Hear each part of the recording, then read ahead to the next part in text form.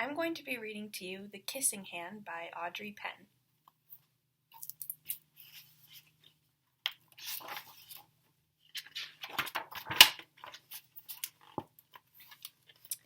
Chester Raccoon stood at the edge of the forest and cried.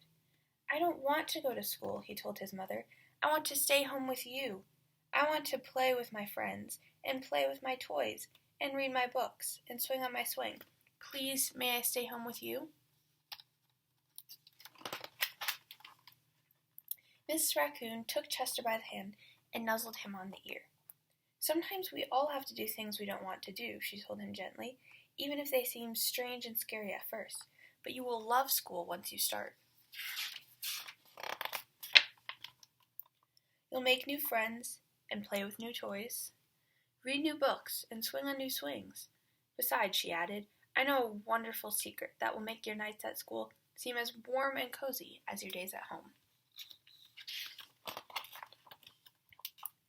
Chester wiped away his tears and looked interested. "A secret? What kind of secret?" "A very old secret," said Mrs. Raccoon. "I learned it from my mother, and she learned it from hers. It's called the kissing hand." "The kissing hand?" asked Chester. "What's that?"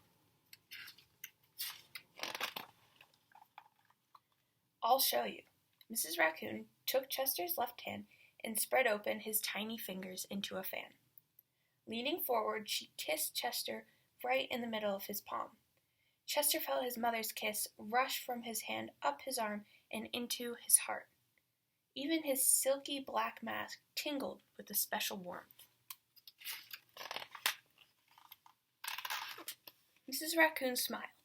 "Now," she told Chester, "whenever you feel lonely and need a little loving from home, just press your hand to your cheek and think, 'Mommy loves you, Mommy loves you,' and that very kiss will jump to your face and fill you with toasty, warm thoughts." She took Chester's hand and carefully wrapped his fingers around the kiss. "Now, be careful not to lose it," she teased him, "but don't worry. When you open your hand and wash your food, I promise the kiss will stick." Chester loved his kissing hand. Now he knew his mother's love would go with him wherever he went, even to school.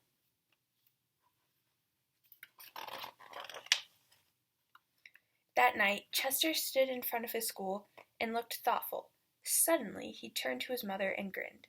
"Give me your hand," he told her.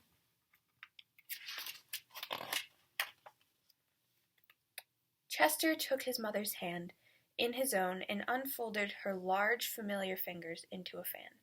Next, he leaned forward and kissed the center of her hand.